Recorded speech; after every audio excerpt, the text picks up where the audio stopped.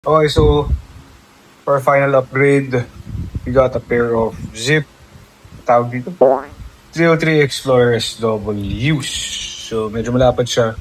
Internal is 32mm. Lalagay natin sa OG as our final upgrade.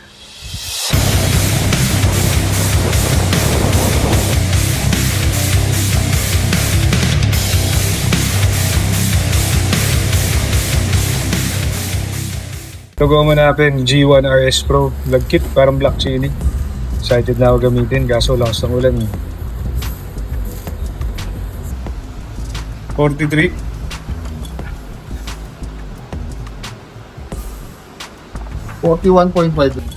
Okay, so kung napanood nyo yung last episode ko, ito yung nakasalpak natin na wheel set, no? Yung Terra Speed na 40C sa likod and yung Continental Race King protection shield wall sa harap na 2.0. Since off-season na tayo, puro road trip tsaka maintenance miles tayo. Ito yung sinalpak nating bagong wheel set. Zip 303 Explorer S W, no? Yan, so 55mm siya na hookless na rim. Same bike, walang pinagkaiba, no? Yung wheel set lang talaga. Tapos, ang linagay nating goma is Schwalbe G1 Pro RS na 40C. According sa bicycle rolling resistance, no, isa siya sa may pinakamababang rolling resistance, parang 15.7 watts lang. So, patulin yun para sa gravel tire this wide, no? And ang goal ko naman talaga dito for this wheel set is mostly road. Hindi naman natin ita-trail. Talagang mostly road siya, no? So, yan. Yun yung setup natin. Ang actual niya lumabas is, ano nga ba yung actual niya, Boss Marlon? 41.6, gano'n? 41.5 yung actual na lapad niya. Lumapad siya ng extra 1.5, no? Dahil 32mm internal yung wheel set. So, yan siya.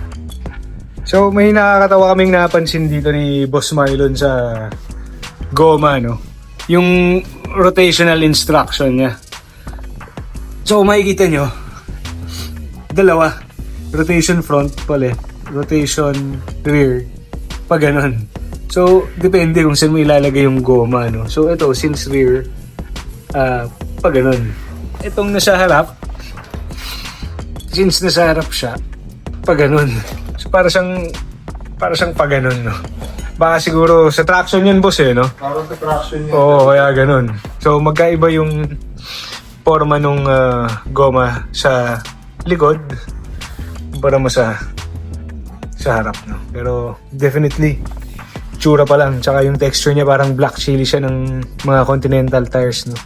Malagkit, tapos yung knobs niya, no? Sobrang lambot. Bilis lang maupod to sigurado, pero garantisado matulin tong gomang to. Tsura pa lang. 8.365. Bawasan ng 150 grams, no? Dun sa Loon Rapid na naka-MTB yung harap. Mullet setup. Acha! So another goal of mine here is since I don't have a road bike at the moment, no, this will serve as my all-road wheel set, no? So yan ang gagamitin ko sa mga long rides and sa mga maintenance miles natin ngayong off-season. Now, I'm very excited to try it out sa descents, sa flats, and of course, sa climbs, no? Titignan natin how it fares compared dun sa luma nating setup. And kung hype ba talaga o sulit tong upgrade na to. Okay, syempre, ang first test natin is yung climb, no? So, nandito tayo sa Marilake Highway, sa may Palo Alto. Dito natin sinubukan muna yung aero wheel set natin plus yung Schwalbe G1s, no? First thing that I've noticed is I didn't even actually feel that I have an aero wheel set on, no? Ang dali niyang paikutin, hindi ka siya masyado mabigat at all. I was hesitant nung una kasi 1.6 kg yata siya, no? Mas mabigat siya dun sa lumahong wheel set sa Loon Rapid, and I really didn't notice that, no? Okay siya, madali siyang paikutin. That's the first feedback. Sa climbs, I would say sa 1.6 kg ata siya, so magaan siya para sa 55mm. Pero kaya naman nalausin. Siguro kung gravel race, outweigh mo naman yung benefits, no? Dun sa drawback na 100 grams, no? Okay naman siya. Okay, so nandito na tayo sa may garden cottages section ng Marilaki Highway, no? So magpapaka-geek out muna tayo for a while. Nerd mode muna tayo for a while. I want to show you something, no? Look at this. Okay, so we could see my power sa upper left corner ng cyclocomp, no? You could see 266 watts. That's spot on sa tempo power ko, no? That's my tempo power. And the speed na ginagawa ko on a grade of 9% is 9.3 kilometers. On my road bike at that same power, I'm running at around 10.2. Dun sa Loon Rapid, I was running at around 8.5. No? So this is 0.8 to 1 kph faster, no? On the same power output. Naalala ko to kasi itong garden cottages section na to, napakakunat na ito, di ako climber. Kaya ramdam ko talaga yung dusa, yung hirap dito. I could compare dun sa mga naging previous rides ko, no? So I'm very happy with these results kasi dito natin mako-conclude, no, that this wheelset indeed, maski aero yung profile niya, it's much faster than yung Loon Rapid na setup ko on Terra Speed and on Continental Race King. So it's much faster than that setup. But of course, hindi ka pa rin papalag sa tuloy ng road bike. Wala, malayo pa rin. By 1 kph. Okay, so for our second test, no, descent Lusong, nandito tayo sa Kabading, galing tayo sa Boso-Boso, no, medyo naulanan tayo, pero buti na lang dito sa Lusong, tumigil na yung ulan. Anyway, sabi ko kasi dati, lagpas ko lang ng 60 kph, 61, 62, which is more or less road bike territory speed, no, sa Lusong. Masaya na ako. So nag-aerotack tayo dito. And kita nyo, pumitik siya sa glit ng 70, and I'm very happy kasi nabababaran ko at 66, 67, no, on a gravel wheel set and on a gravel tire, no? So I'm very happy with the results. And indeed, kasi yung Loon Rapid ko dati na 38mm ang profile, nasa 60, 61 lang, unlike ito kanina nakita natin na kaya niya mag 65, 66. Hindi ko alam, parang pitik lang yung 70 na yun, no? Pero 65, 66 babad is still a very good speed for me, no? So I would say that since hindi ko siya ma-achieve before sa Loon Rapid, may effect talaga yung aero wheel set na yun. At saka pansin ko yung acceleration is really fast. Galing sa mga preno-preno, bitawan mo yung preno, mabilis siya mag-accelerate, no?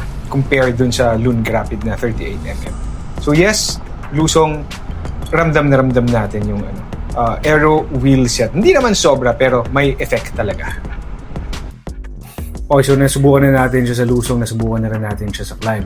What's left is flats na lang, no? Pero gusto ko rin talaga ma-determine yung wheelset, i-isolate natin kasi we can all agree na malaking effect, if not mas malaki, no, than the wheelset is yung effect ng tires na gamit natin. Yes, of course, tires really matter more than in fact sa wheelset, no? So yun kasi yung direct contact natin sa ground. So what I did here is install a pair of 40C Pirelli P0 Race TLR.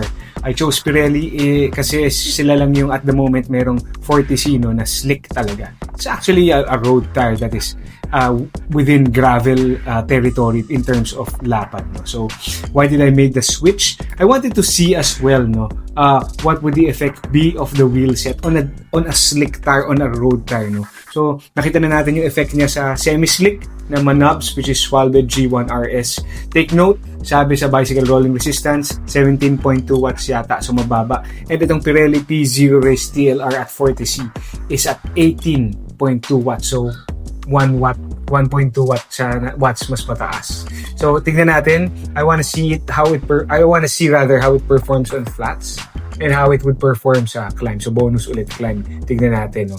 So the real goal behind this is to isolate the aero gains talaga nung wheel set natin, no? So we're gonna try it on a different tire. This time we're gonna try to a slick almost road tire kasi 40C siya.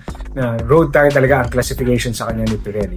So same wheel set pero different tires. Let's see how it responds. Okay, so last and final test is flats. Nandito na yun sa Marcos Highway eastbound, no? It is 4 PM, so medyo makotse and medyo nahirapan kami kumuha ni Gino, no, teammate ko ng good stretch dito. So, ito na, naka-install na yung Pirelli P0 race natin na 40C. This is actually the first time I'm trying it out kasi puro ulan tayo this week. Alam nyo naman yun, no? Ngayon na medyo nawala yung bagyo. Well, enough about that. Pirelli P0 race naka-mount. Look at my speed, 37-36 kph at power that is close to endurance lang, no? Yan na. Kasi once mo na-reach tong speed na to, bumababa na yung power, no? It's just that ang hirap lang talaga bumuela. So we're at 38 kph right now, power ramped up to tempo, no? Pero Gino, ito sa katabi ko si Gino, sabi niya ang power niya at this time, hindi ko makalimutan to, sabi niya is at around same, no? 240 watts kanina, no? So yan, we're at 36 kph. I would say the wheel set together with the frame, no? Kasi aero ang Ostro Gravel, it really cuts through the wind, and compared dun sa Schwalbe G1 RS, mas matulin to, malayo. So, i-debunk ko, no, by testing yung sinasabi sa bicycle rolling resistance na mas mabilis daw yung Schwalbe G1 RS Pro. I don't think so. I don't think so. This rolls much faster yung road tire, no? So, yes, the wheel set in this case is much faster and mas mararamdaman mo yung effect, mamamagnify mo if you put slicks on. I mean, that's obvious, but for the sake of testing, no, yeah, mako-confirm natin that the aero wheel set really is magnified dito sa ating aero. I mean, dito sa Pirelli P0 race. Also, just to test out the tire and the aero wheel set combo on a climb once again, no? Very quick lang, nandito tayo ngayon sa Sumulong Highway, no, Antipolo, Rizal, where kasama ko si Gino, and gusto lang namin testingin ulit sa climb. Sige, threshold na! Muna ako, ha? So there, sabi ko kay Gino, threshold power lang. Titignan lang natin, no, how it fares, no, doon sa setup na to. And surprisingly, no, at threshold power, ayan, makikita nyo, tumatakbo tayo ng 17-18 kph on threshold power, no. So, ang layo niya sa G1 RS Pro, no. Well, kasi obviously this is a road tire. Pero I am very surprised and happy, in fact, na ganito kabilis tumakbo to, no, dito sa setup na to. Ito medyo kumunat na, may 8-9% tayo.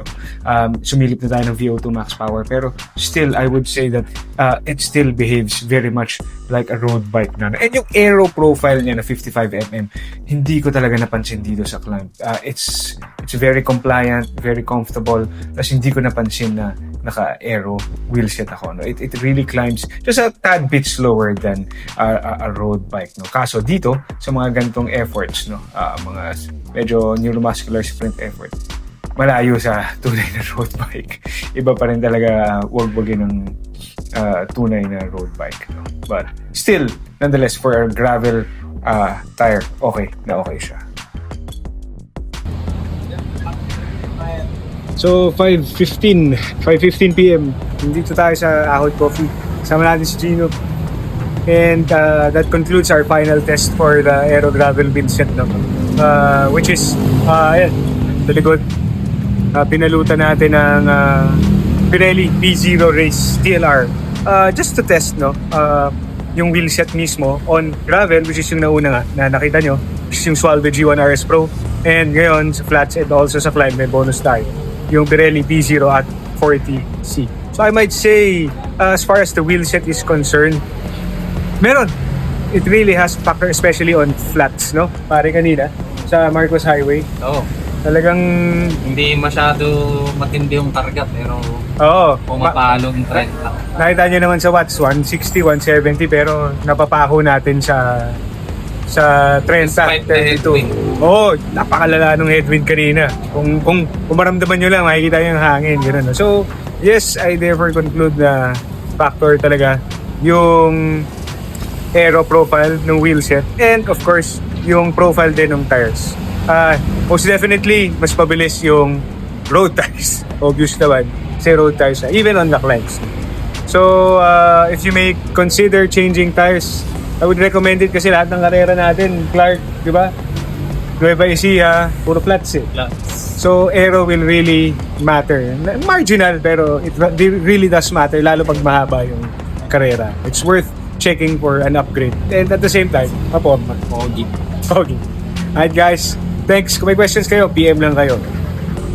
Kaya, sabihin ka ba? Thanks guys. See you next time.